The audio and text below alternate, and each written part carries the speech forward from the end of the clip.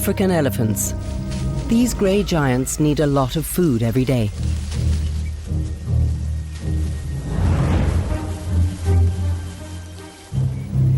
An atmosphere of apprehension. The elephants are zeroing in on the farmer's maize field.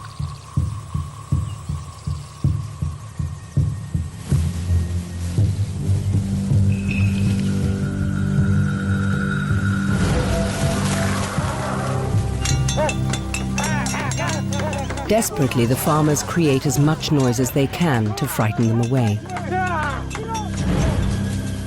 This time it works. But sometimes it goes the other way.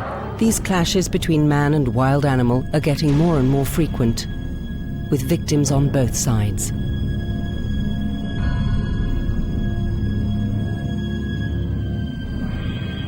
A solution to the conflict must be found.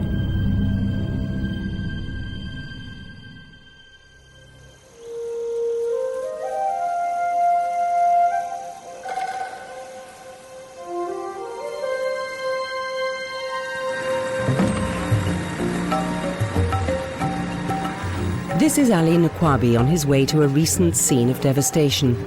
A biologist, he's the one who's usually called out when problems with elephants arise here on the edge of the Serengeti National Park in Tanzania.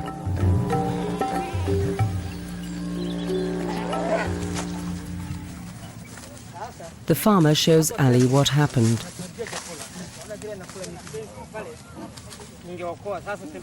Trampled maize crops, plundered and ravaged. A significant part of the harvest is destroyed, putting the whole family's livelihood in danger.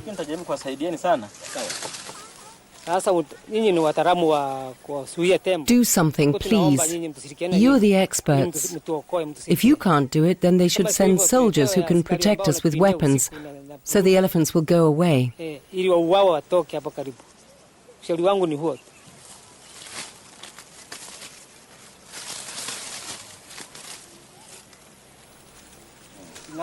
Ali is expected to help, but does he really have a solution? One that will stop both the elephants from destroying the crops and people from hating the elephants. Despite the country's high income from safari tourism, none of the farmers have received any compensation for the damage caused by elephants. The farmer and his family live right next to the national park and have done for generations.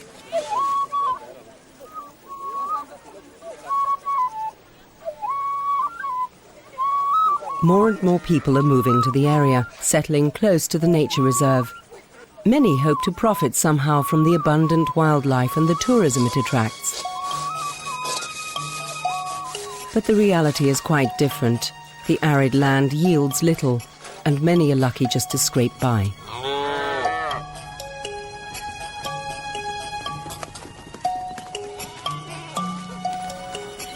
The national park is not fenced, but although the wild animals have access to the settlements, the settlers and their farm animals may not trespass on the nature reserve. Yet livestock does sometimes end up grazing illegally in the protected area. Especially during the increasingly frequent droughts, farm animals are herded to the edge of the game park. Farmers here are self-sufficient and live off raising livestock and growing crops.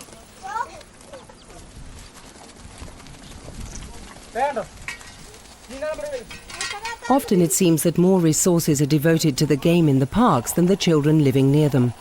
Conservationists see the raising of livestock near the reserves as being in conflict with their game management. Domestic animals trample the protected vegetation and transmit disease, so they're keen to keep goats and cows out of the conservation area.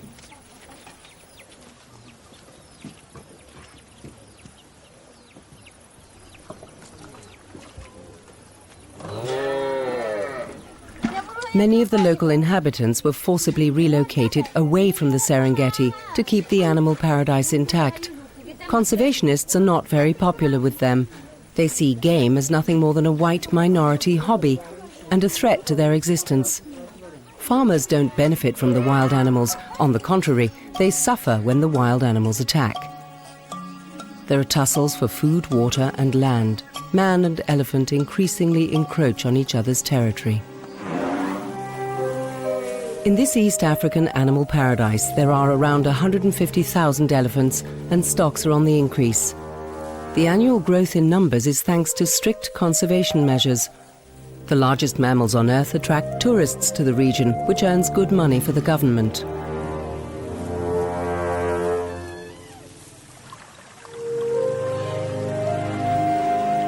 For visitors from Tanzania and Kenya, the migrating herds of animals are a great attraction, especially the wildebeest.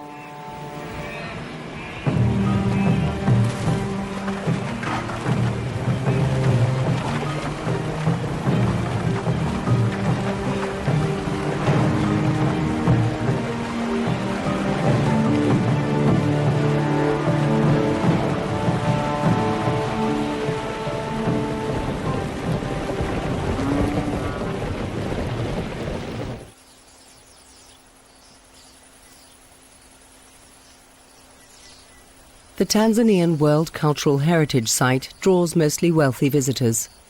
Romantic nature and luxury side by side is an irresistible lure and carries a hefty price tag. Safari tourists are more or less unaware of the tension between local inhabitants and the wild animals. They're more interested in the exotic fauna and friendly service.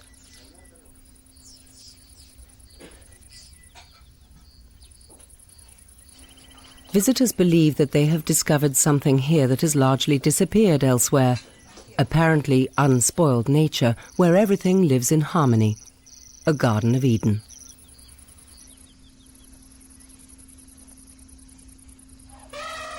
But appearances are deceptive. Elephants can travel hundreds of kilometers a day and leave this animal paradise. It's in their nature to roam, and virtually nothing can stop them.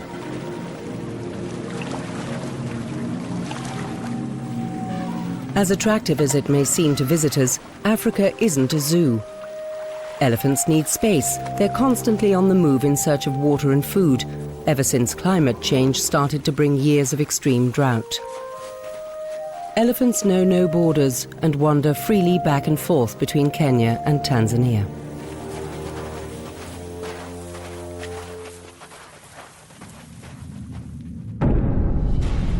The peripatetic pachyderms may not be killed by humans because it's forbidden by law, and attempts to chase them away are not always successful either.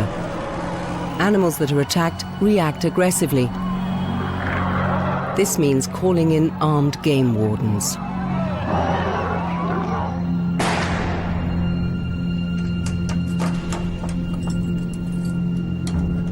Tanzanian game ranger Boma and his secret.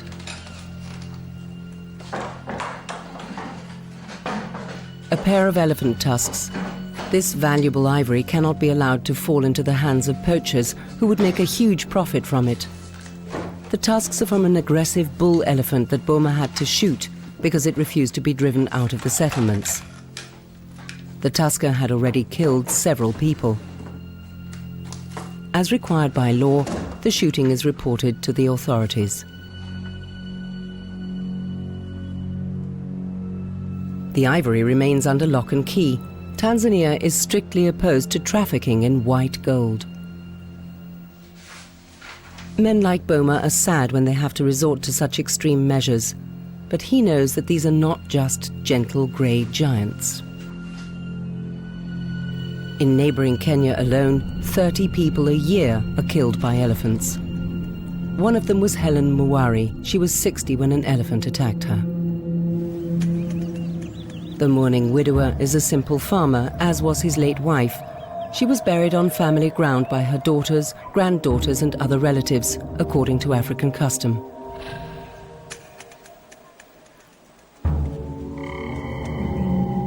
Her final resting place is in the middle of a maize field.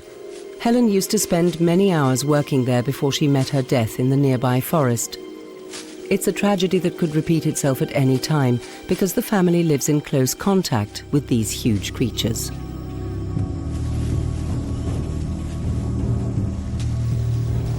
A grown elephant eats around 200 kilograms of greenery every day.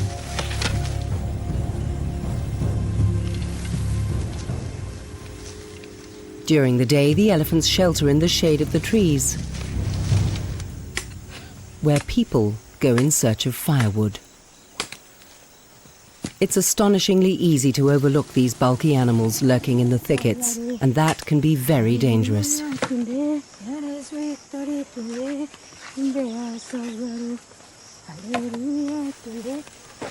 Helen's cousin was with her when the incident with the elephant happened. Like the victim's daughter, she often returns to the place where Helen died. They have no choice. Firewood is the cheapest source of energy.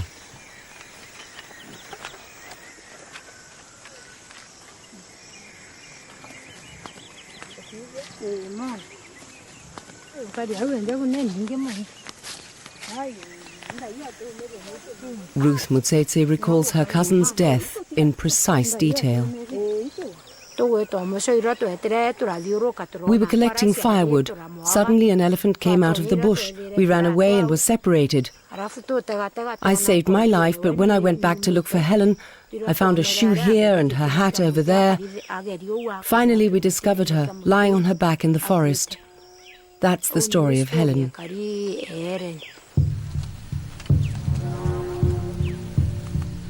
Where Helen's family lives, only an electric fence separates them from the elephants.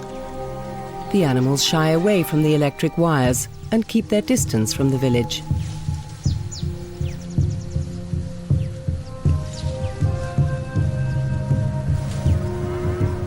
But where the elephants graze, that is where people have to go to gather firewood.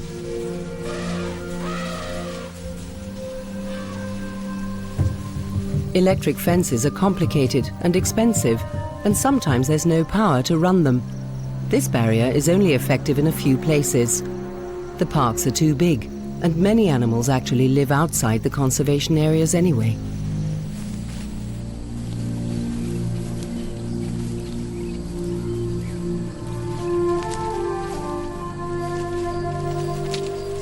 Where the government cannot cope with the conflict, people tend to find their own solutions.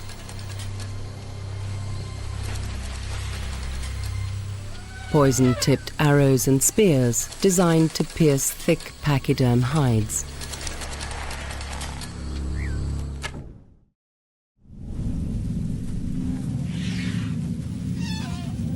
Traumatized baby elephants lose the most important thing in their life: their mother. They are also victims of this conflict. Protecting the elephants is the job of the Tanzanian Animal Research Institute, situated in the middle of the Serengeti. This is where biologist Ali Nkwabi works. Reports from all the regions are sent to the researchers. Ali is trying to find an answer to the conflict between man and beast. He studies reports from other regions, Kenya for instance. In 2005, they initiated a project here. Called Moving Mountains, its aim was to relocate elephants out of potential conflict zones. 250 animals were tracked, herded together, and darted. A risky mission for man and animal. Whole herds had to be darted and moved. When doped, elephants can easily suffocate, collapse, and dehydrate.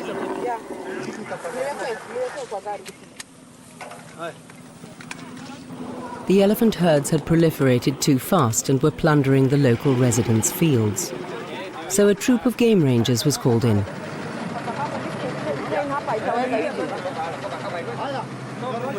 It was an enormously elaborate undertaking that needed lots of people and plenty of equipment, and a great cost to the government in a country not among the richest in Africa.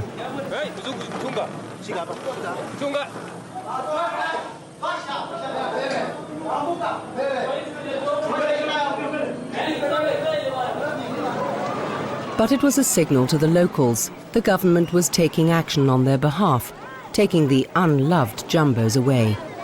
500 kilometers away, through the villages of the savannah to a largely uninhabited area, on dozens of these trucks.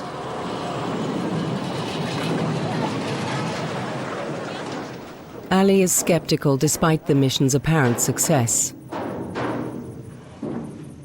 Number 44, number 43, number 41, 42, 45. He doesn't think that all this effort would be practical in his region.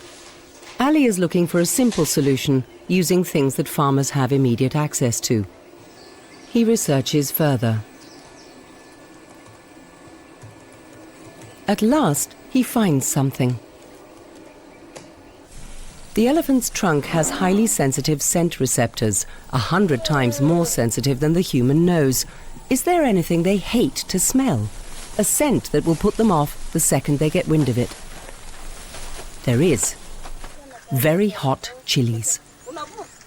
When it do like this one, smearing, just take it straight to their nasal cavity. So after that, then they do irritate and make them run away from the source of this chili.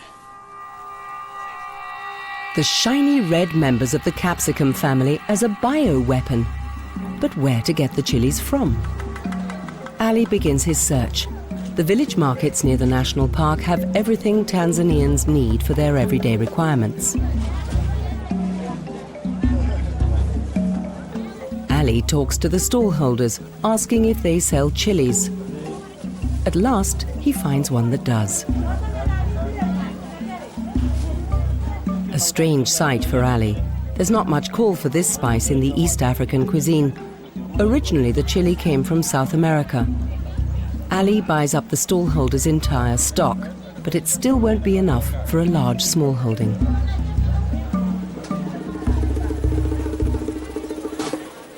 There is low demand of chili in this country. Otherwise, maybe if you ask like Indians people in Arusha, they need a lot of chilies for consumption. But for normal uses, of course, there is no market. That is why there is a low requirement of chili. People are surprised at the chili buyer. They immediately dub him Mr. Pili Pili, or Mr. Hot Pepper.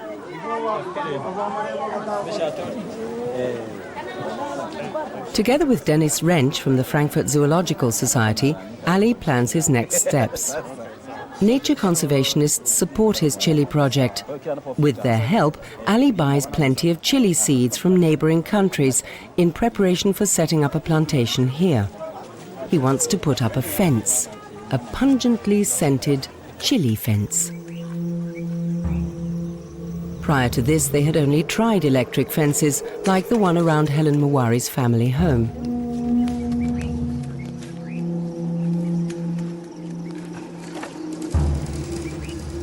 This time, Helen's bereaved family didn't meet any elephants in the forest. Traditionally, it's the women who carry out the manual labor in forest and field, which exposes them even more to the risk of something happening.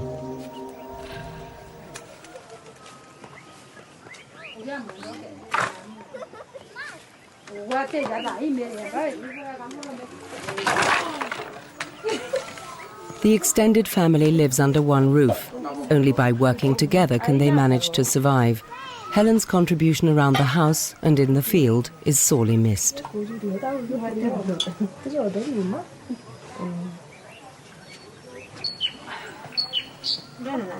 Helen's daughter Judy has nothing good to say about elephants. They are bad. They killed our mother. Yes, it was an accident, but it will take time for me to love them once again.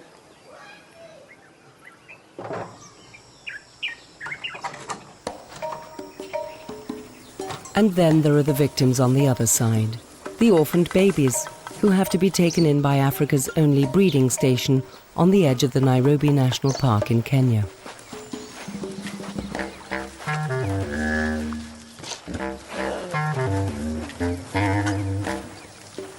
Fixed routines help them forget. At 6 a.m. it's a walk in the bush. The minders take the place of their animal family.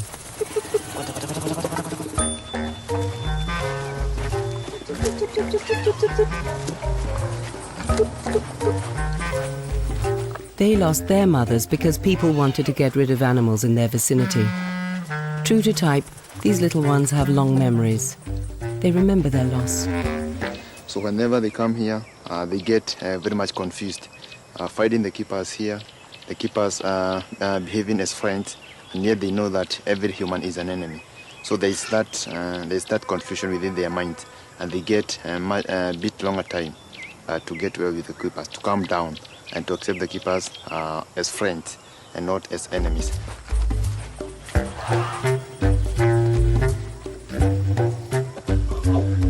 Through play, these baby animals are being prepared for their later life in the wild.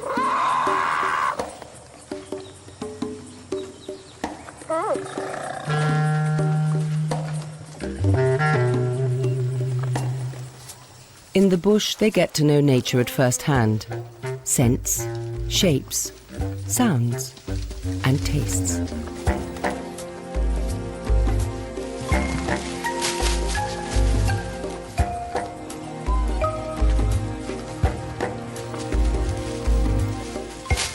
Only when they reach 2 years of age are they allowed to be released back into the wild to join their own kind. Till then, there's a lot for them to learn in elephant school.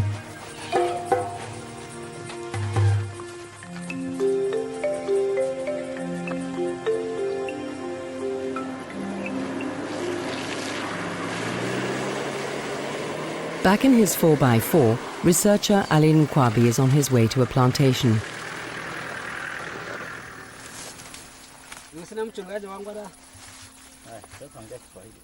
A farmer has tried his experiment, planting chilies in space-saving fashion between his rows of maize.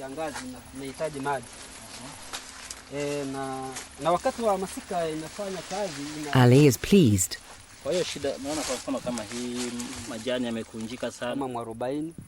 is the farmer, because Ali gave him a little money to carry out his field trial. The imported chili seeds have taken. These red fleshy pods contain capsaicin, which, when it touches the mucous membranes inside the mouth or nose, causes a fiery and painful reaction. There is 100 times more capsaicin in this type of chili pepper than in the peppers grown for human consumption. Ali is confident that he can take the sting out of the man-elephant confrontation with chilies. Last year, we are just interested more on testing whether the method is working. So after that, we are now in the implementation phase. We are now trying to implement the method of chili fencing. Ali is going to need a lot of chilies for that. They're harvested and will later be taken to the farmers who need them. The test phase is over here, as it is in the elephant orphanage.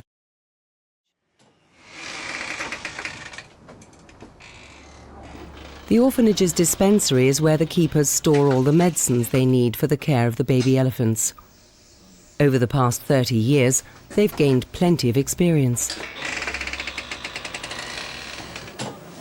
But it took many years for the staff to find the right mix of milk powder, medicine, and plant ingredients, because baby elephants can't tolerate pure cow's milk.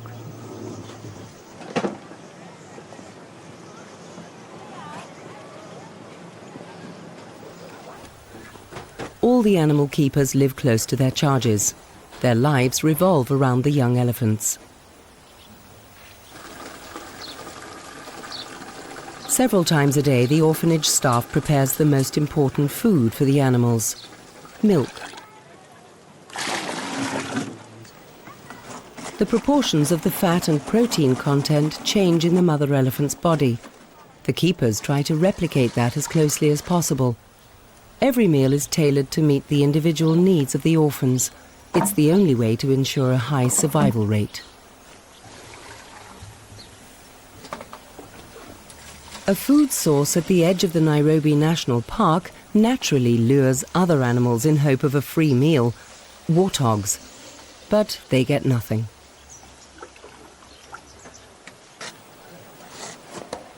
The ritual is repeated several times a day.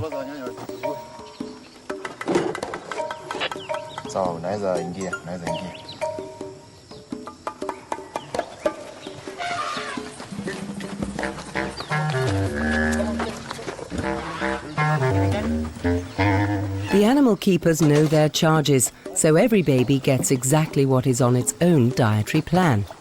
A baby elephant like this gets 20 litres of milk a day from its male ersatz mother.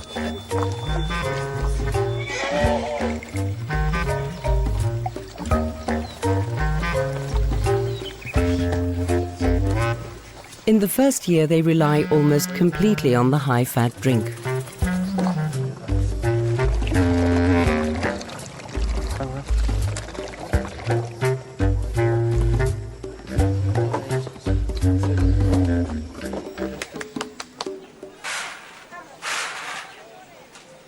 The two-legged victims of the conflict also have much to learn. When Helen died, there was no longer an older woman in the house, traditionally the one who prepares the food.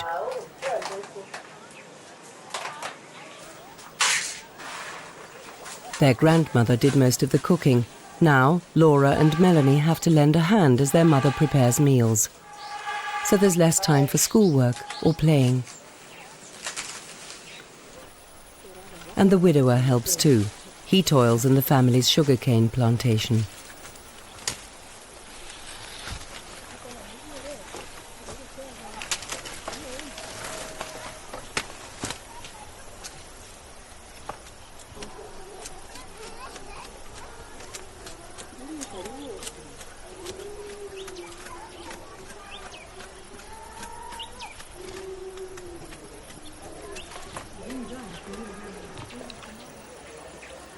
When the housework is finished, the children practice their English and maths. Swahili, not English. Jumps over the easy dog. Their grandfather tries to help wherever he can.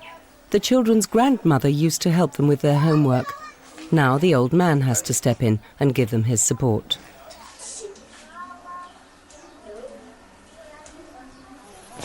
Every morning when the children's mother sees them off to school, she worries about them. They have to walk a long way through the bush on their way to school.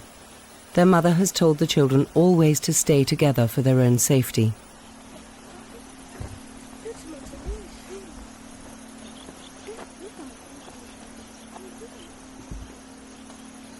At least the children are separated from the herd of elephants by an electric fence, so they arrive at school safely. They're lucky. In other places, there is no protective electrified wire.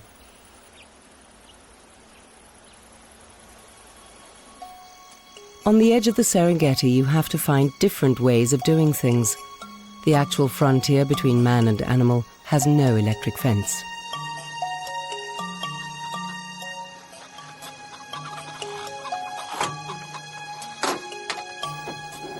Ali has brought most of his hot chilies with him.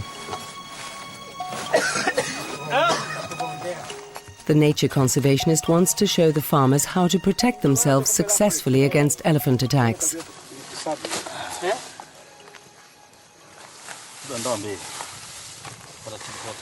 The chilies only have a deterrent effect when their aggressive substances are released.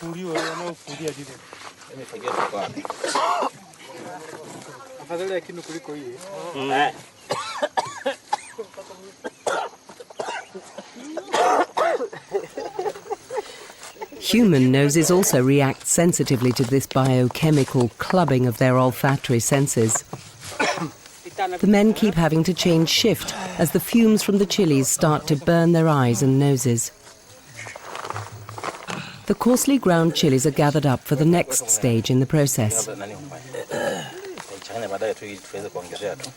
The project is being coordinated 50 kilometers away at the local headquarters of the Frankfurt Zoological Society on the outskirts of the Serengeti.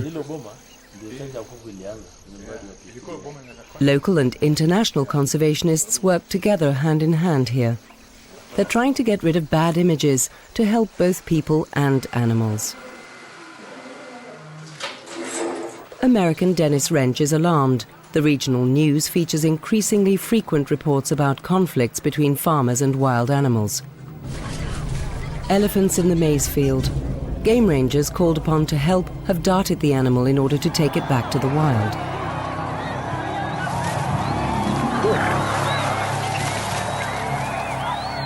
The crowd wants to attack the doped jumbo. The police and game rangers have to protect the defenseless creature. The villagers don't understand why they can't just slaughter the troublemaker.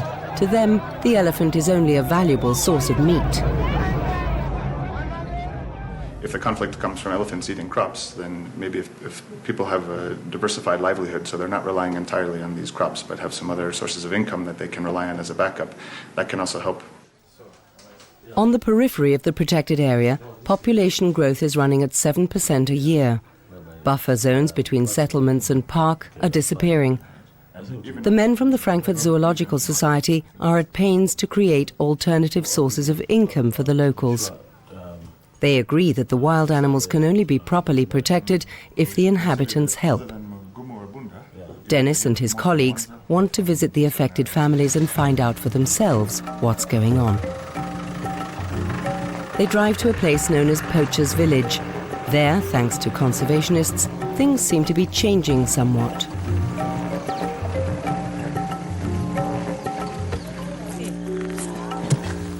Ali Nkwabi is busy too. He's helping his fellow countrymen to put up the fence he has in mind. A fence that the affected families can easily erect themselves without machinery or electricity.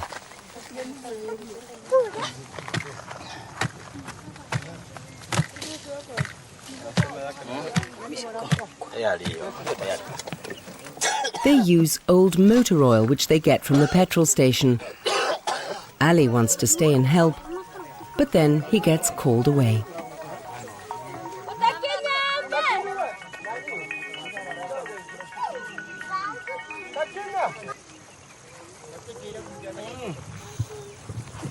It's his colleague Dennis who tells him about more damage done near the Bonchugu settlement on the western edge of the Serengeti. The elephants have really gone to town here. An entire maize field the size of half a football pitch, trampled absolutely flat. All they left behind was dung. The tracks are still fresh. So is the farmer's anger.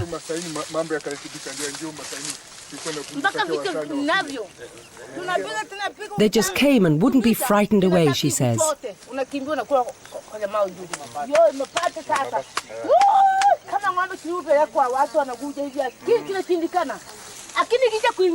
They are like people but with no houses. Elephants are really intelligent and they learn quickly. And they aren't worried about our efforts to defend ourselves. We need your help.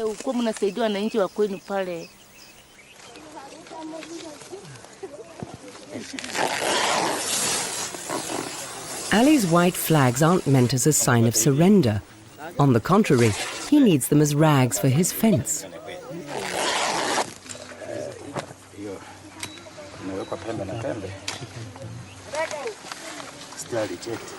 The ground chilies are mixed with the old motor oil.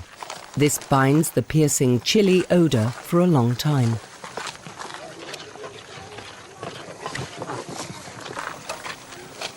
The wires and rags for the new fence are soaked in the oily mixture. And now they can finish the scent barrier.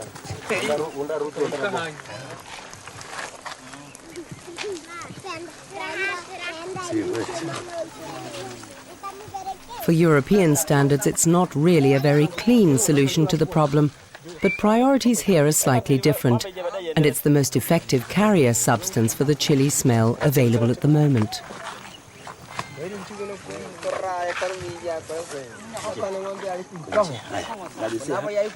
Ali shows the farmers how it's done, then steps back and lets them get on with it, advising where necessary. After all, they will have to do it themselves in future without his help.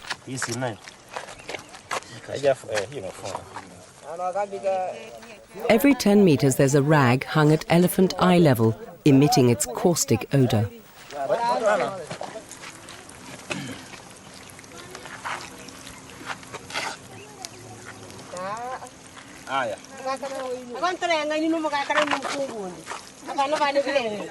They will have to find an alternative to the used motor oil, though. As a conservationist, Ali is well aware of this, or they will create new problems with the underground water.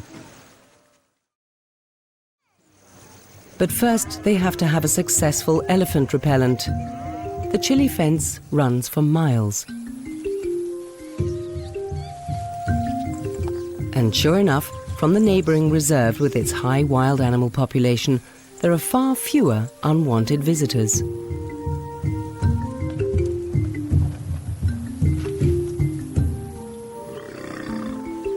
The elephants give the smelly fence a wide berth.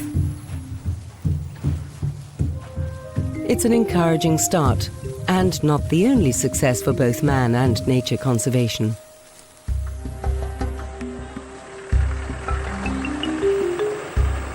Ali's colleague Dennis heads for a settlement that is regularly targeted by wild animals. The settlers have come to terms with some of them. Monkeys and marabous are a part of their daily life.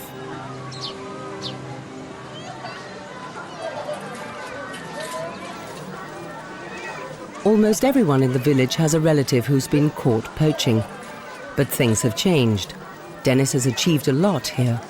More and more people are making an honest living.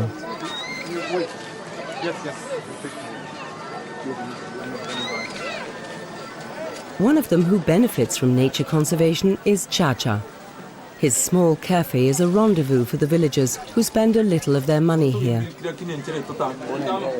Chacha manages to get by on his takings, and he can even afford an employee. His dream has come true, but he wasn't always a cafe owner. He used to use very different equipment. Wire slings were his specialty. Together with the villagers, he would go hunting in the reserve, illegally. Chacha was one of the best poachers. He always brought home something to eat. What else can you do if you want to survive?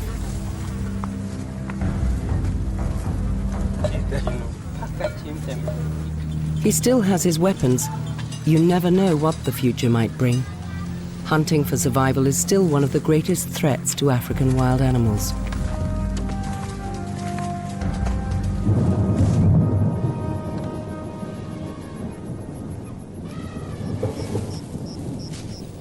These elephants have no need to fear any harm from the poachers of Bonchuku village anymore. They can enjoy their cooling off in peace.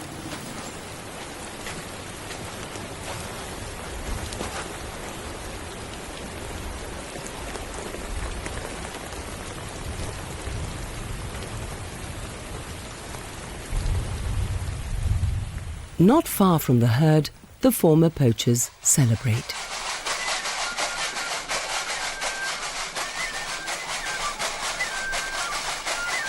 They're dancing for Dennis. It's thanks to him that they now have modest but secure means.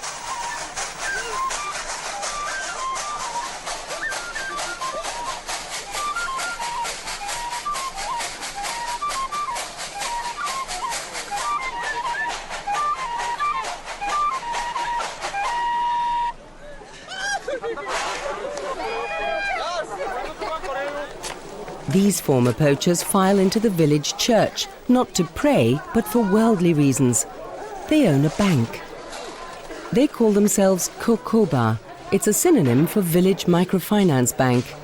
Dennis's nature conservation organization has donated this chest to them.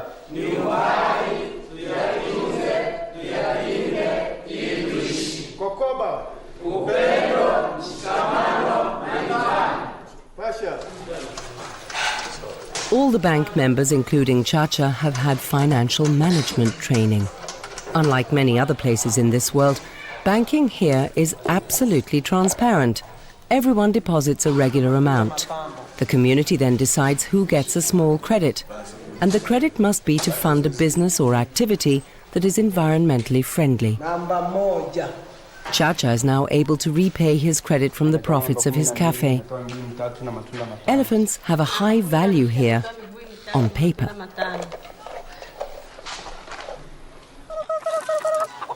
More and more people are following Chacha's example. His next project is a poultry farm, so he won't need to go poaching again. An advantage for both sides. Maybe there won't be so many orphaned baby elephants in future.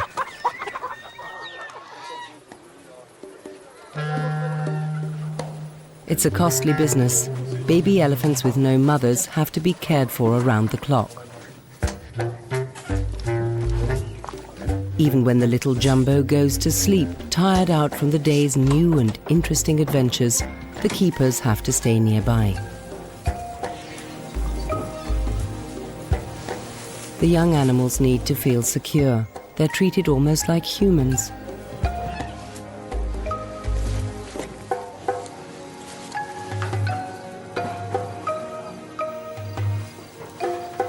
Every night a different keeper sleeps near the orphans, so they don't get too used to one person.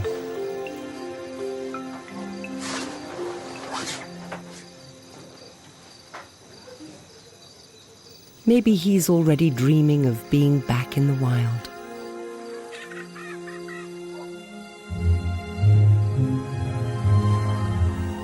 As night falls, the elephants emerge from their hiding places.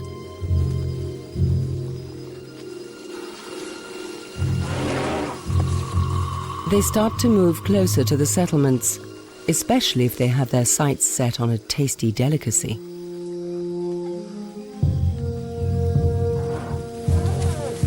After the rains, the plants shoot up, and that lures the elephants even more often to the farmers' fields. The heavy rainfalls have also left their mark on the chili fence. It's definitely not as fresh as it was. It's lost its deterrent effect on the elephants.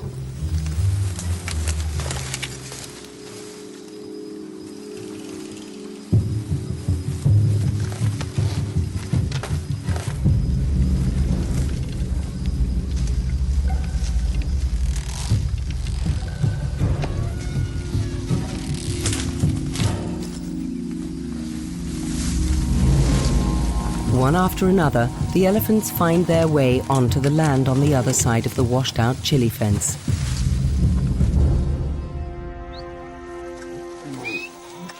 The nocturnal visitors have left definite tracks. Ali's help is going to be needed again.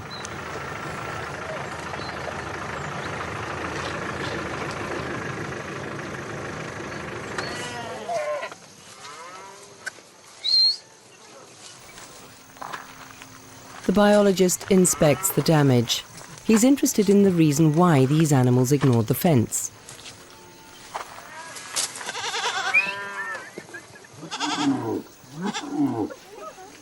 He quickly realizes why the elephants were no longer held back by the barrier. The motor oil has been washed away and the rags are dry, so they don't smell of chili anymore.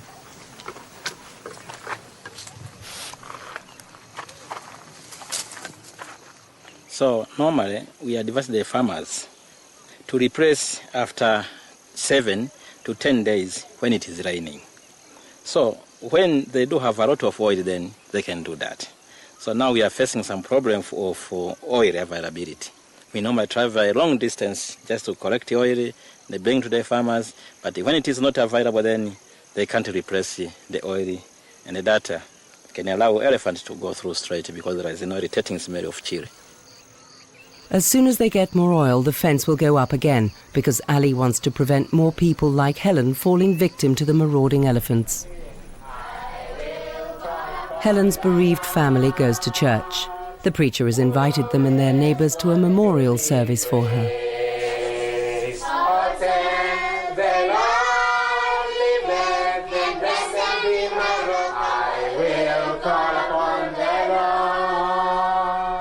Helen was a very good mom, and she was a very good neighbor.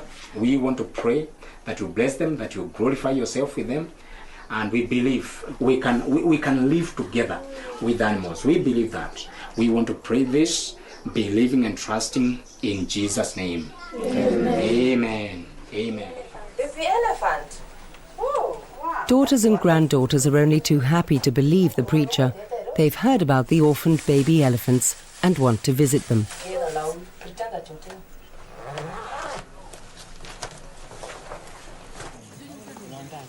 After the setback with the chili fence, Ali shows the farmers another method that should keep the elephants away.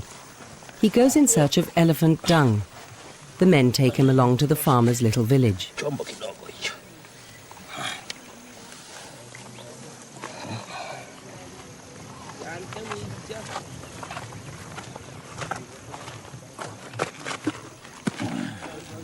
Ali mixes the herbivore's dung with ground chili peppers.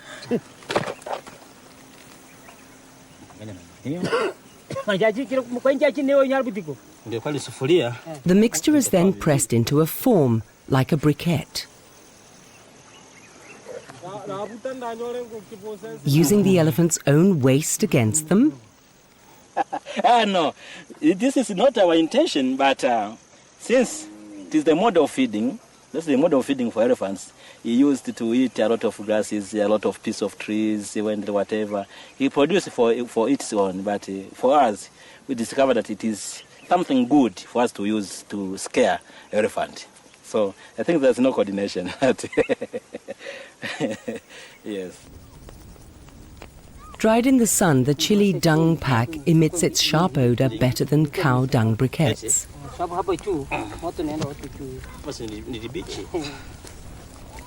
With the wind in the right direction, the acrid smoke wafts straight into the elephant's trunks. A briquette like this can last a whole night.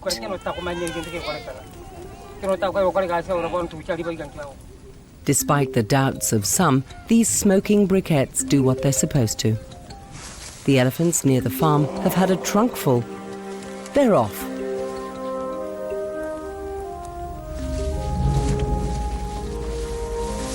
News of the successful route spreads quickly. Helen's family arrive at the breeding station, curious as to what they will find. Once a day, the baby elephants go on parade for an hour.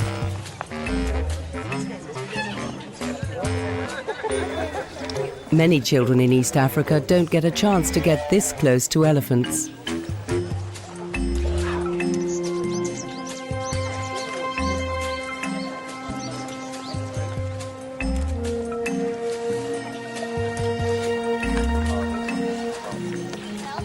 Skepticism recedes,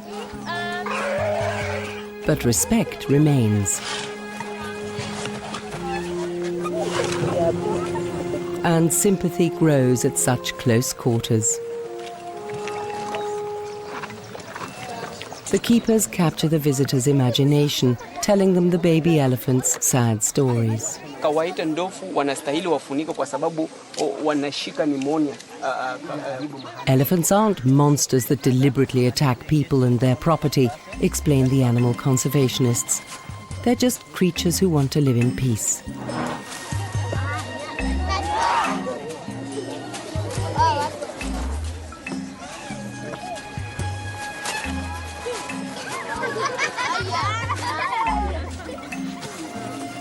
Helen's family go home full of their new experiences. They understand more clearly that elephants are not malicious by nature.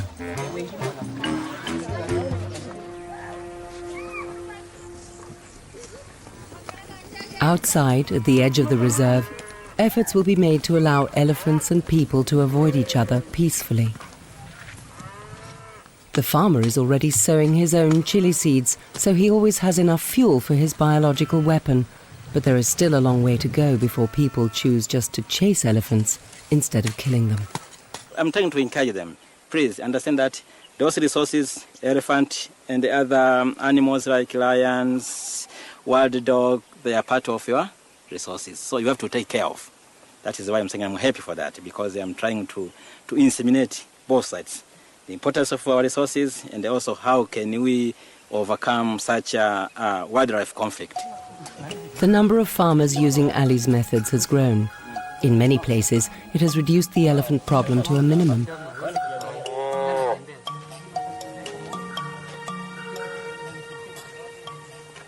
That increases the chances of survival for these big mammals, so that baby elephants can grow up together with their mothers in peace and harmony, both inside the reserves and near to human beings.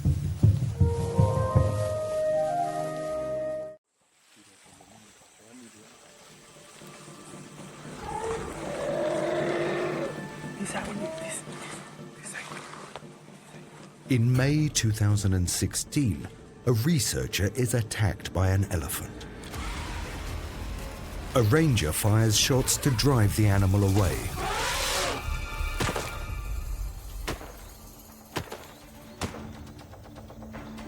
sensory impression was so great that I could feel it later and think about it later. At the time, there was no time for thinking.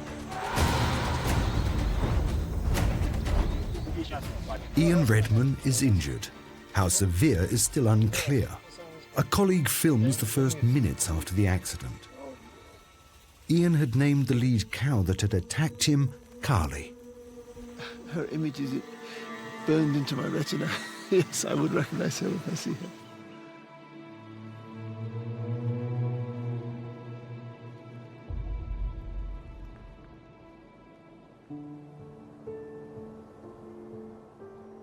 Dense mountain forest stretches across the flanks of Mount Elgon in western Kenya.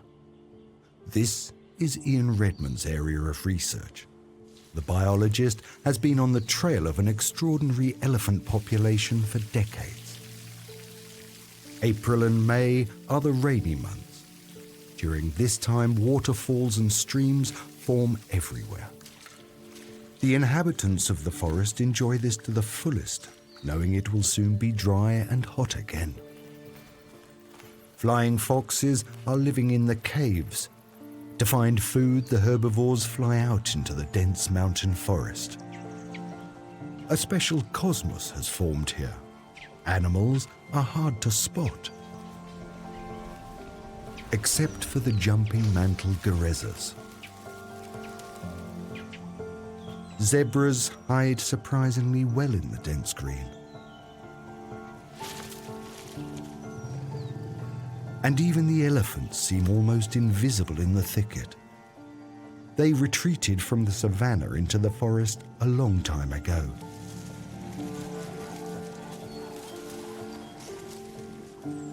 This unique population still exists thanks to biologist Ian Redman. 1.5 years after his accident, Ian flies back to Mount Elgon. As always, he documents everything with his small camera. But this time things are different. The attack has changed him. So going back, it's the same excitement that I always feel flying up the Rift Valley. But the slight concern that that particular elephant might bear a grudge. So we will see. He has stepped out of the small machine dozens of times in the last 40 years, always in anticipation of the Mount Elgon elephants. That's still the case today, despite the accident. The wounds have healed, and so have the severe bruises and the shoulder injury. Only his neck hurts from time to time. From the small landing site in Kitale, it is another long drive to his destination, Mount Elgon National Park.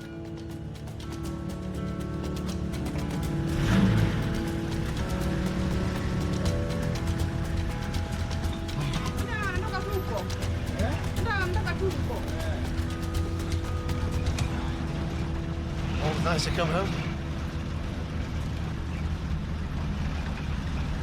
Ian is about to see all those again who have supported him in his work for decades. Daniel Namunai, a close and long-time ally who helps him to protect the elephants. I'm here, I am fit, I'm well. David Kiberenge, Ian's right hand in the Mount Elgon National Park. He has an enormous knowledge of the cave elephants and is their protector on site. The rangers work on behalf of the Born Free Foundation, an organisation dedicated to species protection. Your current information. And how many days beyond, how many weeks? Were you monitoring them for a while then? Already 6 weeks throughout, the rangers say. Okay, that's good. With you standing there. Ian is mainly looking for his assailant, Kali. The point is that we have He wants to understand how it came to the accident. But the incident with her wasn't the only one in the last few months. A cattle herder? Yeah, a cattle herder was injured. Yeah. On the left here, on the left. Kelvin tells Ian that a shepherd was attacked and injured by an elephant. He must have tried to scare the elephant away when he was out grazing his animals. The elephant became aggressive and attacked him, injuring his leg. The shepherd was hospitalized, but has recovered now. But he was rushed to the hospital. He's doing well now. Whenever the rangers go out, they're armed to protect themselves from poachers.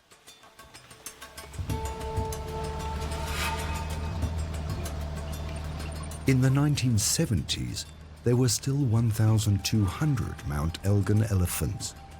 Now, there are only a few hundred left. The search for the last herds is tedious, but Daniel and the ranger team are masters at tracking. Elephant manure on the way. Its temperature is an important indicator.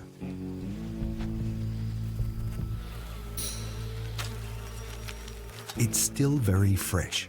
They must be close by.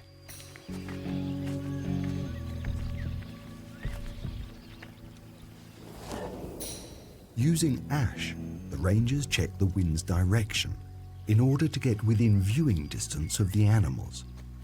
Because in the dense mountain forest, the elephants are almost invisible to humans.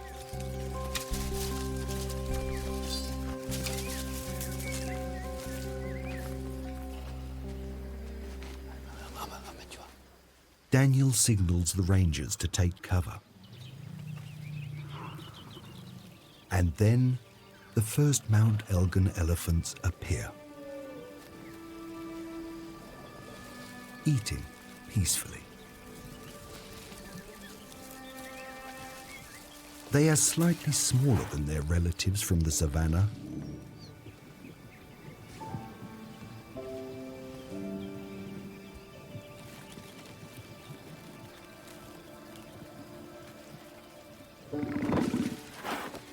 For Ian, this is the first encounter with elephants since his accident.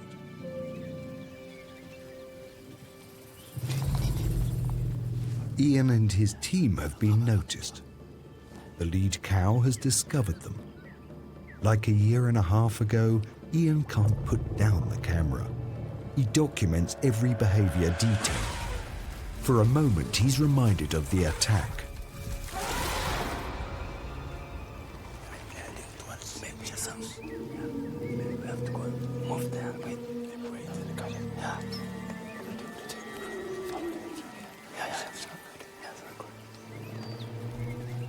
The herd retreats. Despite the second of shock, Ian is overjoyed. Seeing elephants in dense bush is always exciting. And seeing elephants always puts a smile on your face. Very peaceful. And definitely not Kali. Yeah. It's almost like Kali, but not Kali. Oh, no. Kali had longer, thinner tusks. She became aware of us. As she scented towards us, she lifted her trunk to sniff. She put her ears out, but not in a huge display, was listening and came forward towards us, and we backed away. And that was enough for her. So she was giving us a clear signal, back off, and we backed off, and she carried on feeding. And that's the mother with the baby. So that's very good. Very nice. Good job. Thank you. Covering an area of almost 1,300 square kilometers, Mount Elgon National Park is a green island surrounded by fields and villages. It is the last retreat for many animals. Here they raise their offspring. Here they're safe.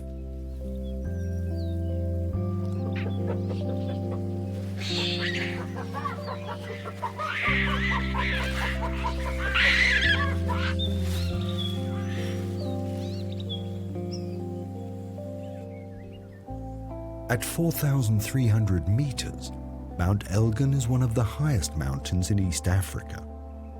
Only in the peak region the weathered volcanic rocks come to light. Further down at lower altitudes, the first trees hold their ground by forming a dense jungle. The lava roof of the caves acts like an umbrella. It protects the layers of ash and the mineral salts they contain from being washed out by rainwater and leachate. At the cave entrance, you can see what elemental force created this region 12 million years ago. Meter-thick layers of ash with chunks of lava sprinkled in. Between them, whole logs whitish discolored. They bear witness to a catastrophic volcanic eruption.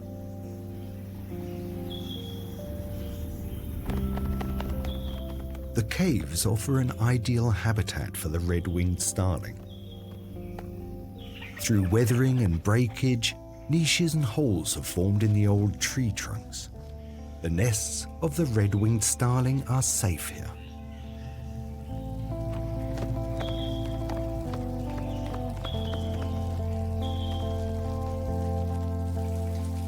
Here also lies the only natural source of salt in the Mount Elgon region, because outside the volcanic caves, the soil is washed out and low in salt.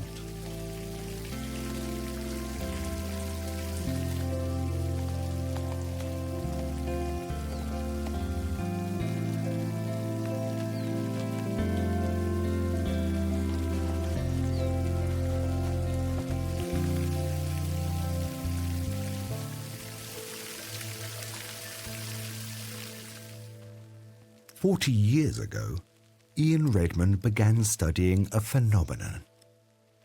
It led him into the most famous cave, Kitum Cave, which is also an important place for humans. Ian's companion, David Kiborenge, was born here more than 70 years ago.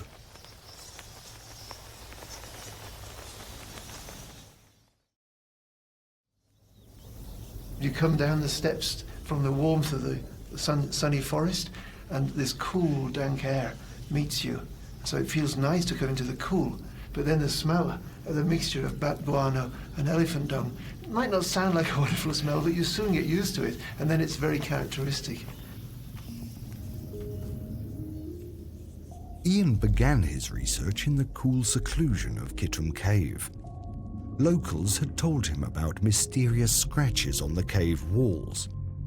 Elephants were said to come here at night. Nobody knew exactly why, because it's hard to watch them in the labyrinth-like cave. Biologist Ian Redmond wanted to know more about it. To anyone who hasn't heard of this cave, the idea of an elephant in a cave is crazy. What? Elephant? And there's no light, it's dark, they're feeling their way in the dark, it just sounds crazy. But for these elephants, they come in with their mothers, it's what an elephant does. For them, it's normal. So it's part of the culture of this population. In the 1980s, Ian Redmond spent 6 months at the entrance to Kitum Cave, watching the elephants come in at night and then wander deep into the cave. He noticed that young animals were always present. He was the first one to take pictures of this nightly ritual.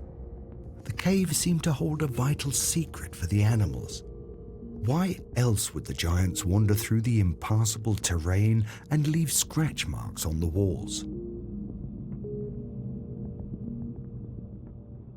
Ian Redmond managed to gain the elephant's acceptance as a non-threatening observer.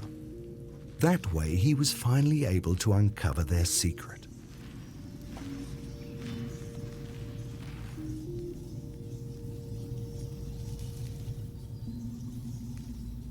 We're in this, what is effectively a subterranean salt lake, but elephants can't lick.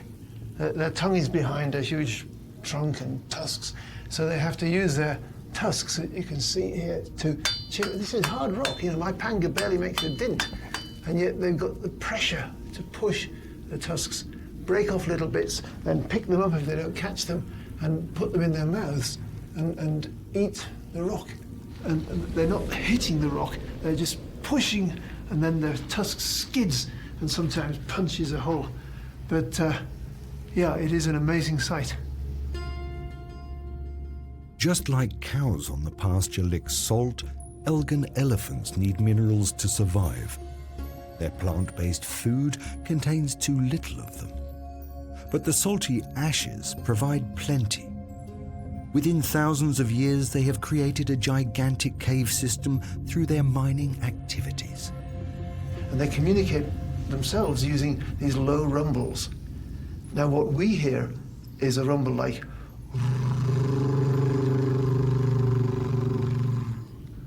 but that's actually just the upper harmonics of a much deeper infrasonic rumble. I can't do the infrasound, but I thought if I make a rumbling sound, it would tell them that someone was there. And gradually they seem to respond to this by not being aggressive and not being frightened. The aggression comes out of fear.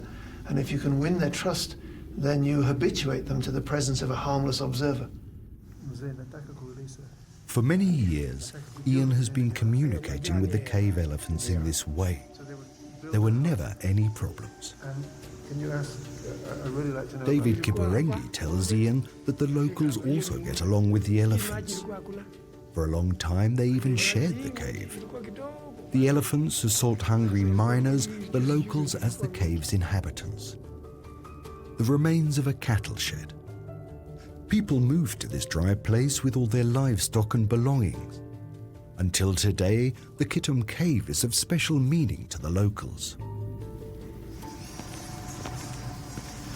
But for some decades, there have also been people who want only one thing: ivory. In the 1980s, the cave turned into a death trap for a group of Elgon elephants. A skull in a crevice bears witness to this. Kali, the elephant cow that had injured Ian so seriously, could also have witnessed the massacre.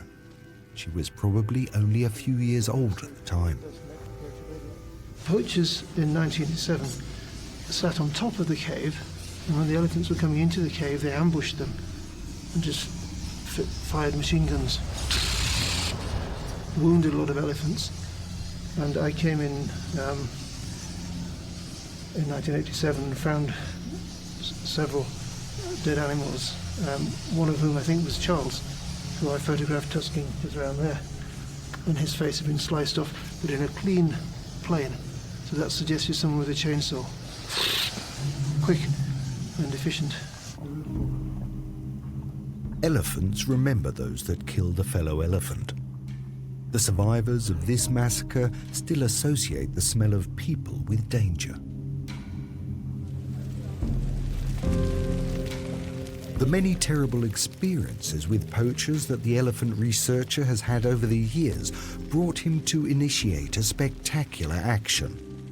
In April 2016, tons of illegal ivory were burned in gigantic fires as a message to the world that the ivory trade must stop in order to stop the poachers and save the elephants.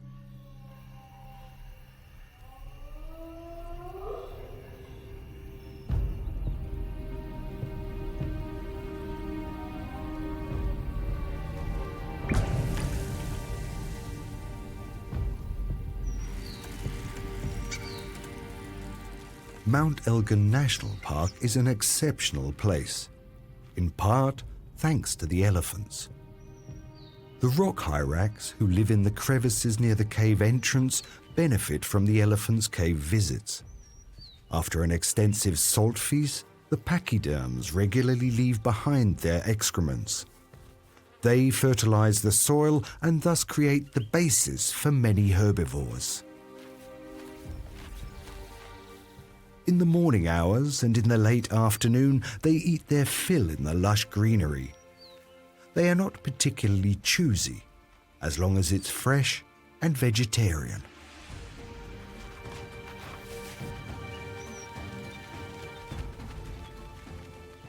Bird life also benefits. The elephants, as the gardeners of the Mount Elgon forests, increase the biodiversity of the forest. This attracts insects, the main food of many birds like this little bee-eater.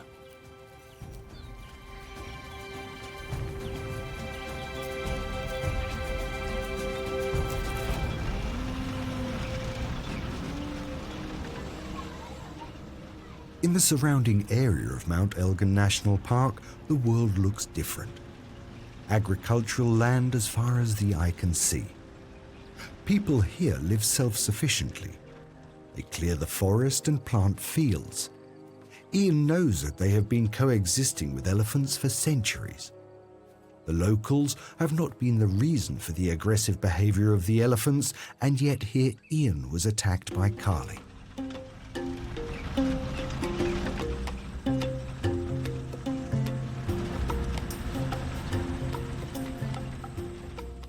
The group reaches the site of the accident.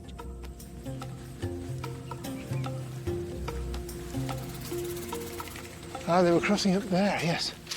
They're crossing that gap.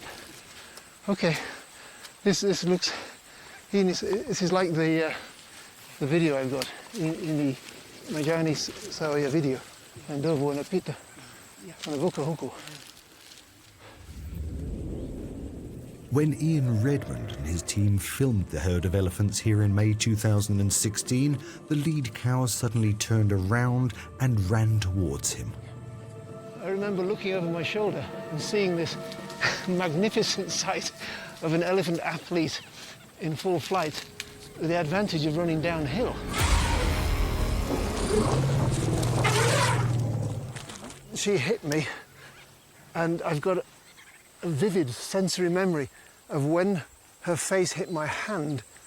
These two knuckles touched her tusk, which is cold and hard, and these two knuckles touched the soft upper lip where her trunk curls over the tusk.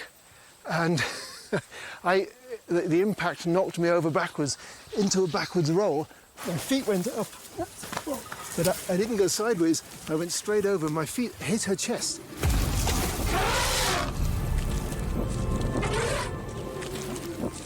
And then I was on all fours underneath her and trying to stay curled up and not let her feet stand on me. She must have screeched to a halt because her back legs didn't run over me.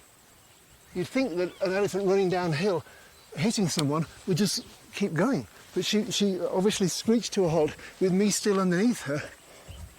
And when the elephant hit the camera against my hand, it turned the video off. And from the clock on the video, it was 5 seconds before one of the kicks turned it on again. Shots finally drove Carly away. So I think, whoa, wait a minute, neck injury, lie down. So I lay down and started thinking, take stock, what can I do? And I found this arm, I could move the hand, but I couldn't move the shoulders, I couldn't lift that arm. And I tried to sit up again, but the buzzing of my hands was getting worse and the neck was hurting. So obviously I was concerned about a spinal injury.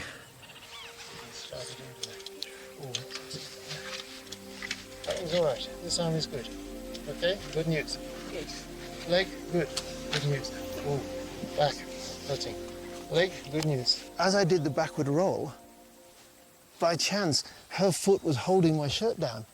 And that's why my shoulder dislocated. Because when you do a backward roll, it's best not to have an elephant standing on your shirt. I learn. It's a good tip for gymnasts. When doing a backward roll, make sure an elephant is not standing on your shirt. That's an elephant footprint. It's not often you can track an elephant on your own clothes.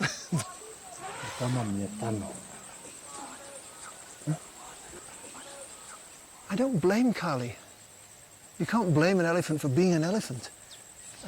She was angry because she's got all this hassle around here of charcoal burners and poachers and woodcutters and illegal loggers, and it's all happening around her. Her habitat's disappearing. She's lost members of her family. And so Carly had accidentally hurt a protector. The habitat of elephants outside the national park is getting smaller every year.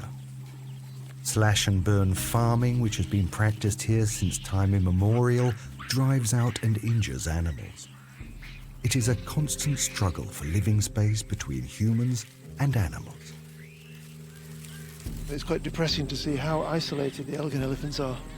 You're in a little island of elephant habitats in a sea of human agriculture and occupation. You're very conscious of the shrinking world of the elephant and the expanding world of humanity.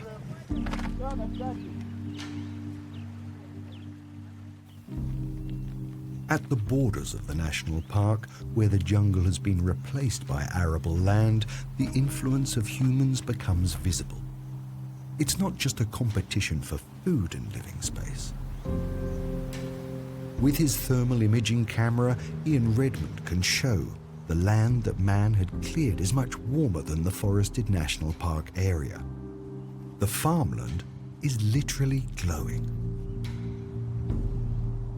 Ian is certain that this has an impact on the local climate, and thus on all the plants and animals in the area.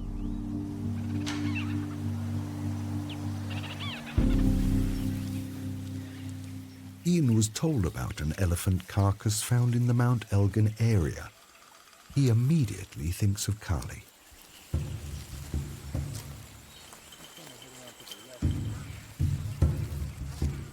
I'm drawn to look at the skull.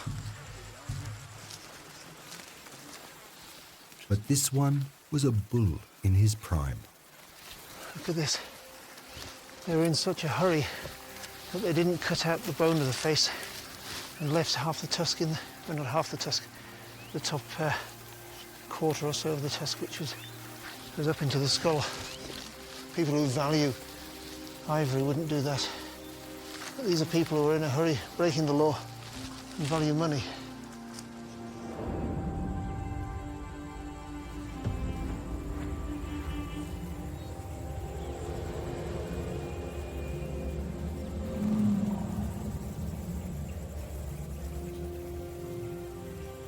The last time I felt that against the palm of my hand was when I was holding Kali's front leg, trying to stop her from standing on me. But here, it's not living, pliable hairs of a healthy elephant. It's dry, dead hairs.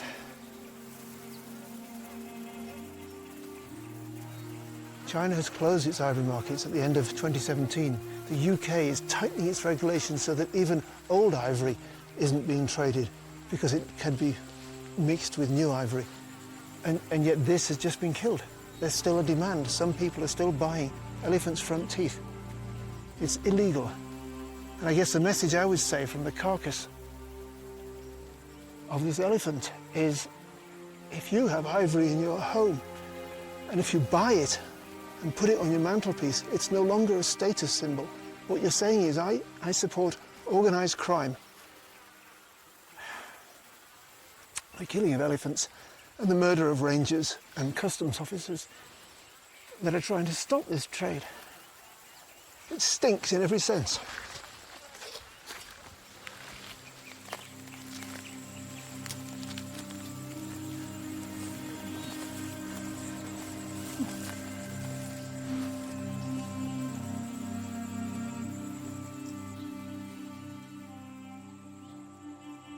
The Mount Elgon elephants are trapped here, surrounded by farmland and threatened by ivory hunters. Poachers do not stop at other animals either, not even within the borders of the national park.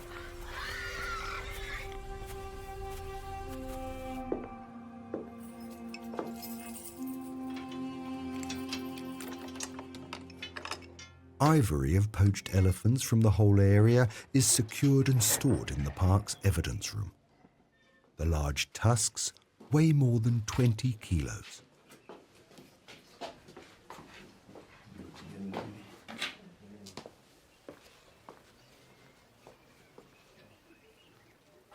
These do not stem from Mount Elgon elephants, though. Their tusks are smaller. The senior park ranger shows Ian the tusks confiscated within the last few months.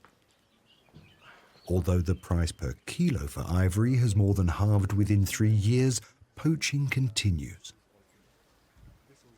These are the tusks of a Mount Elgon elephant cow. They are almost half the size of the savanna elephants and worn down because of the salt mining. The threat has gone down substantially, but it's not completely wiped out yet. So my message to the world is we need to sustain the efforts both locally and internationally to ensure that the elephants survive for generations to come. But not only the protection of the elephants is important.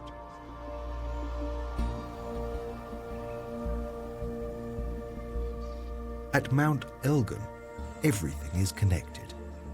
If the number of elephants decreases, it will have an impact on the region's entire wildlife. From the bushbuck to the predator, all animals need the minerals dormant in the belly of the volcano. As soon as night falls, they dare to enter, driven by their hunger for salt. It's difficult and dangerous for the animals to find their way in the darkness.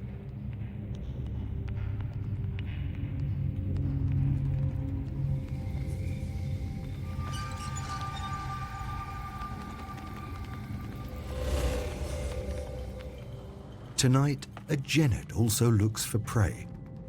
It doesn't lick salt. The blood of the prey will provide it to her.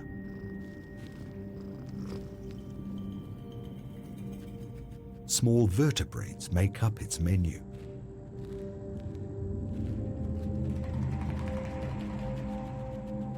The little genet is a nocturnal loner. As it can climb very well, it is also able to reach the corners and crevices of the volcanic caves where bats or small rodents might hide.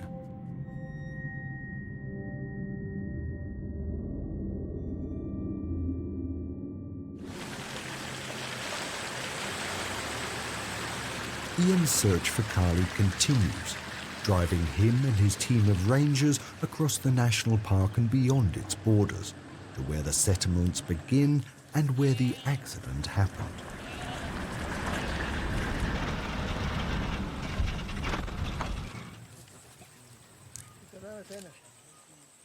Where is Kali? Ian asks everyone, including the pastoralists, who have their grazing grounds very close to the scene of the accident.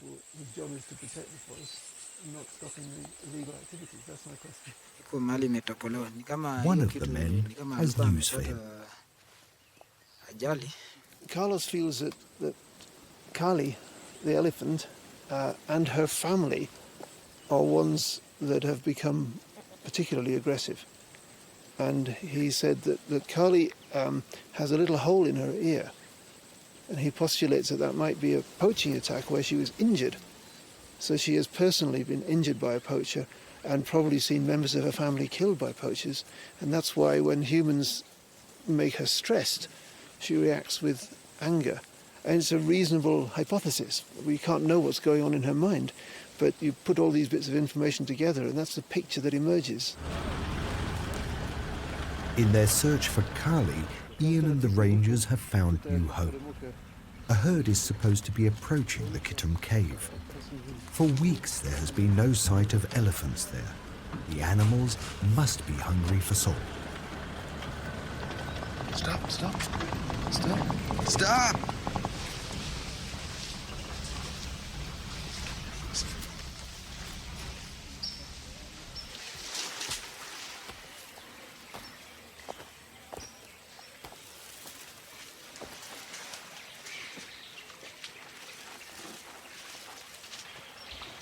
The elephants are already near the cave entry. They have even brought their offspring along.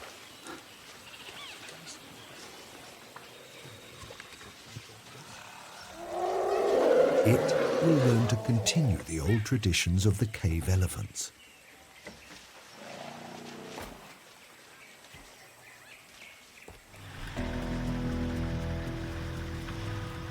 Despite their size, the elephants can hide perfectly.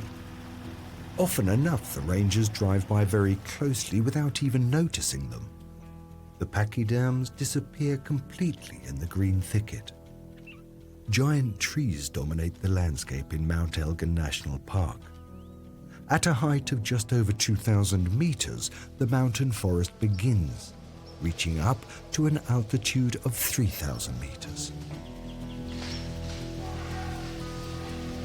The elephants move with astonishing ease through the undergrowth.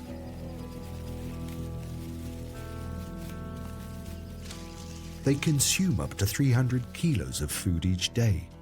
Even thorns do not stop the animals from searching for food. This forest offers the Mount Elgon elephants everything they need.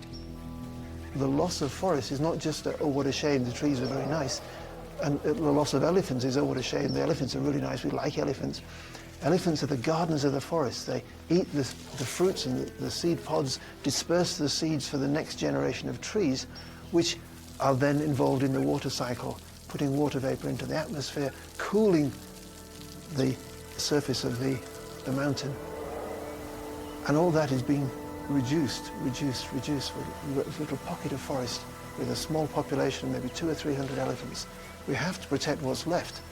And ideally, we'd be looking to expand the forest range so that the ecosystem services which that forest provide for all the people around here and on a global scale maintaining a stable climate, that can continue. That's the mission here, not just to save a few elephants with an amazing, unique culture, but part of that bigger picture of trying to stabilize the climate and have a functioning biosphere so that we can all live in it. The habitat of Mount Elgon is a cosmos that has existed for millions of years. Its forests still harbour many less known and special species such as the black and white casqued hornbill. It needs the evergreen forests and their fruits as well.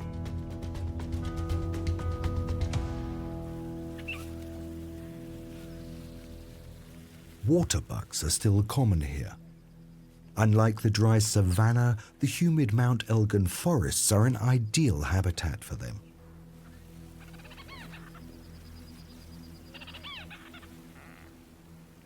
While older males lead a solitary existence, the females join together with their young to form small herds. In the rainy season, when everything is green and there is enough to eat, most offspring are born.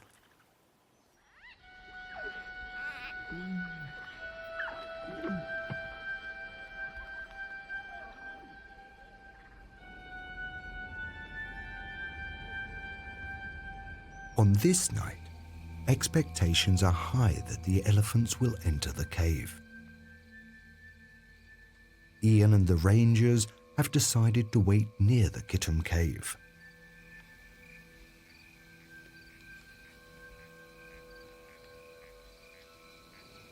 So it sleeps sideways.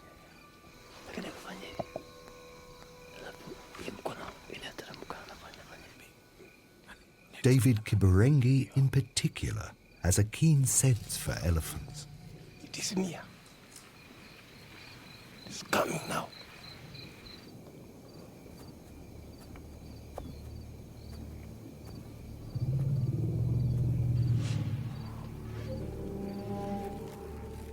Did they notice the humans close by?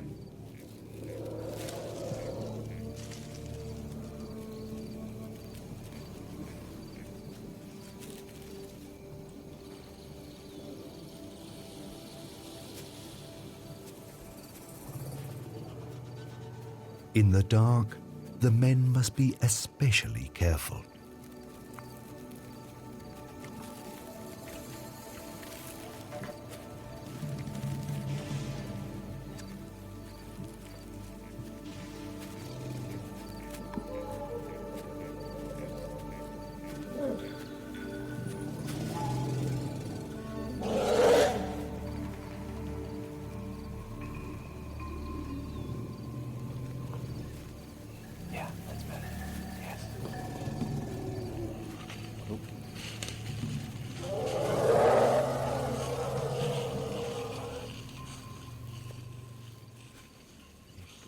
It's not just the elephants making their way through the night. A side-striped jackal is being watched by a bush baby in a tree.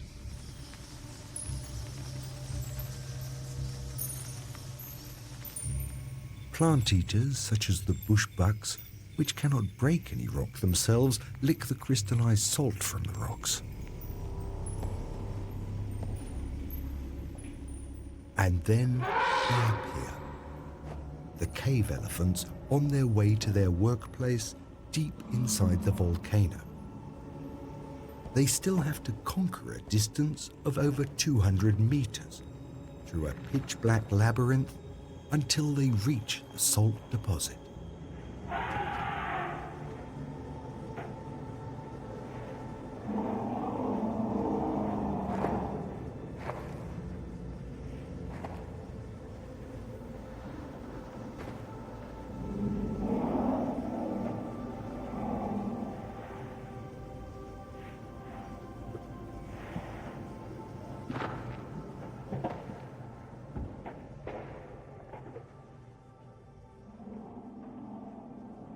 The phenomenon of elephants mining underground is unique in the world. Only protected by complete darkness do they dare to enter. Only then they are undisturbed by humans.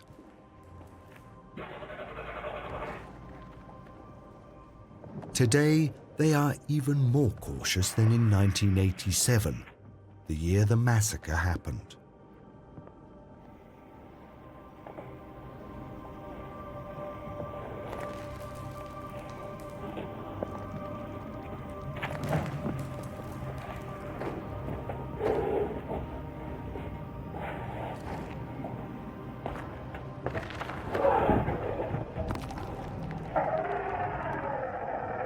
A kind of inner map helps them to find their way around the impassable cave.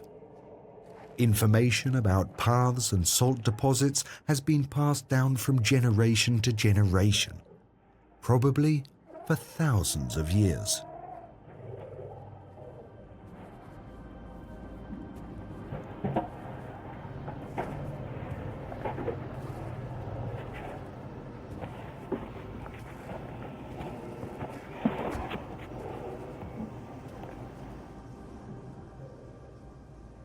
Only after hours of hard work have they licked enough salt and move on.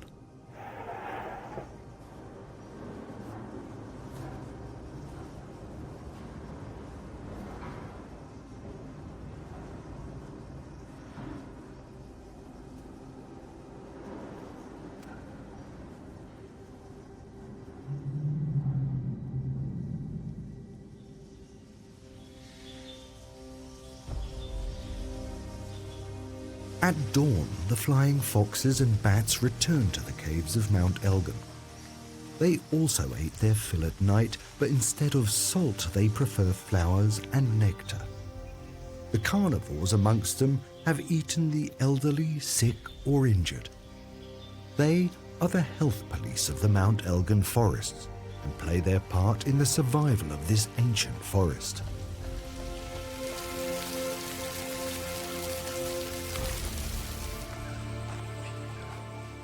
All animals lead a kind of isolated existence on Mount Elgon. This is their last sanctuary.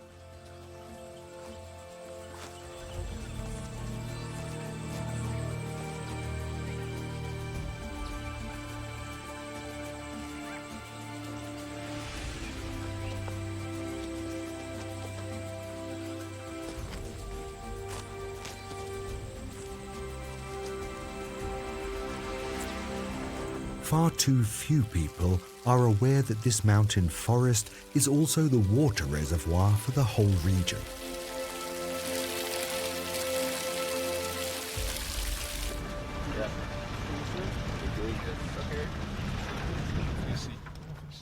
It is the day Ian wants to undertake one last attempt to see Kali again.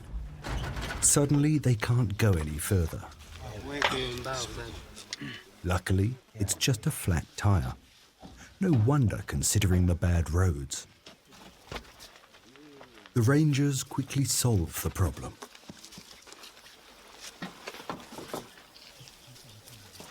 They're used to breakdowns. Ian hopes to get going in time. Within the last few days, a herd of elephants has been wandering from the fields into the forest each early morning, crossing the high plateau where he last saw Kali.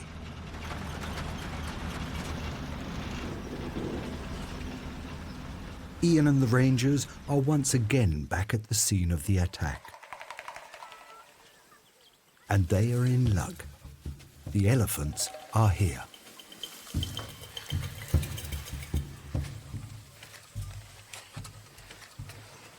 For a moment, it was a flashback. I've been here before. Fast-moving elephants. Again, he looked magnificent because he was a fit elephant, like an athlete running. But I don't think he was directing his attention towards us. And we went across to the other side of the valley so we could watch them from a distance that was not affecting them.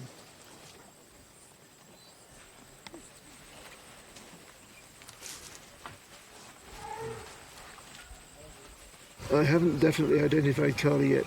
but I'm looking, her image is burned into my retina. Yes, I would recognize her if I see her.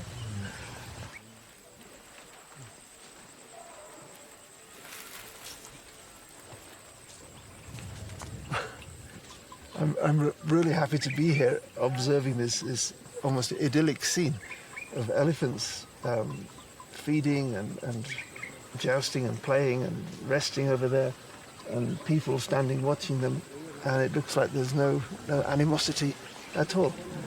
But we know from the attack on me and the attack on other people in the area that these elephants are on the edge, they're anxious, and anything... Oh, just a minute, this is Daniel coming through. Hello, Daniel? Yeah, I just come. Okay, we'll be with you in a few minutes. Thank you. Perhaps there we can get a clear enough view and I can see Carly. The herd has migrated towards the valley. In the clearing, Ian can look for Carly without being seen.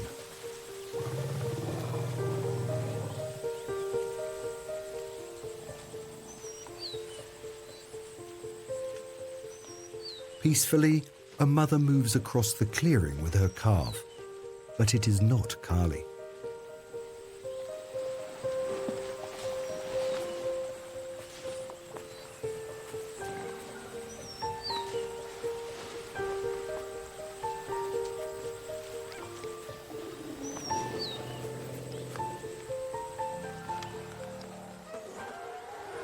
As always, Ian observes the scenery through his camera. The analysis of the footage is an important method to better understand the behavior of this elephant population. But no matter how hard he searches, none of the animals have a hole in their ears.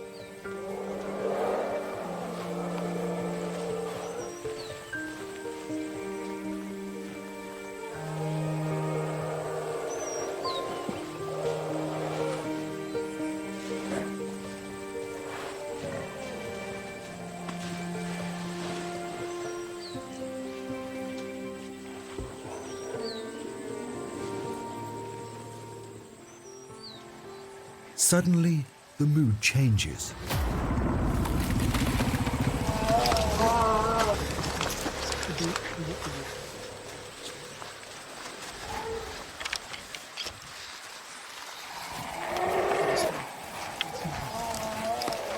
Somebody noticed we were there. And I don't think they're going to pursue. They're not looking for trouble, they're trying to avoid trouble. So when they sense danger, they say danger. I don't think they can spare me. Look to move away. I hope we didn't disturb them. Let's go by, so we can see whether they're moving off. Ian and his team retreat. They don't want to provoke an attack. And although he has not found Carly, Ian feels very close to her here. It is the place of their last encounter. I don't blame her for being an elephant. If I could communicate with her, I would say listen out for the... Because humans that rumble at her are no danger. Humans that creep quietly and try and get close and carry guns, and she will perhaps recognize the smell of cordite. Those are the dangerous ones. I am an Ellie friend, and not an enemy.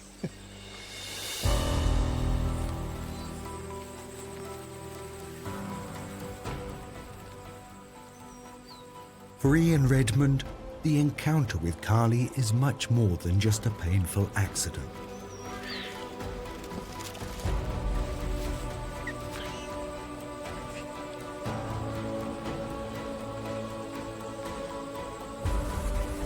And the important message to the world, I think, is that these elephants are important to this area. And the people who live here coexist with the elephants. They live alongside them peacefully. It's the outsiders coming in to extract the resources, the timber, the charcoal, the bushmeat and the ivory sometimes. Those are the ones that terrify the elephants.